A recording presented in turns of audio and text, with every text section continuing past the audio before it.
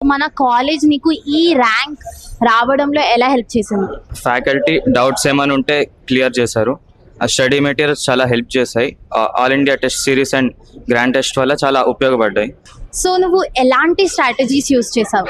Time bound practice చేశాను. Infinity యాప్లో previous year papers 3 hours టైంలో ఎలా చేయాలో నేర్చుకున్నా. మీకు ఎగ్జామ్ రాయడానికి టైం కూడా చాలా లిమిటెడ్ ఉంటాయి, ఇంకా క్వశ్చన్స్ వచ్చేసి చాలా డిఫికల్ట్ ఉంటాయి. సో ఆ లిమిటెడ్ టైంలో ఎలా ఇన్ని ఆన్సర్ చేసావు? దానికోసం ఏం అప్రోచ్ యూస్ చేసావు? అంటే నేను 2 partsగా క్వశ్చన్ పేపర్ డివైడ్ చేస్తాను. First part doable and easy questions less than 2-3 minutesలో చేసేవి.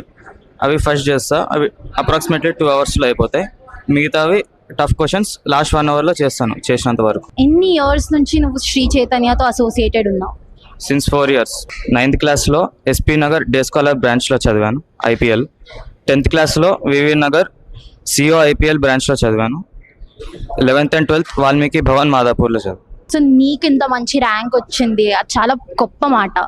నీ ఫ్యాకల్టీస్ చాలా హ్యాపీగా ఉన్నారు, నువ్వు చాలా హ్యాపీగా ఉన్నావు.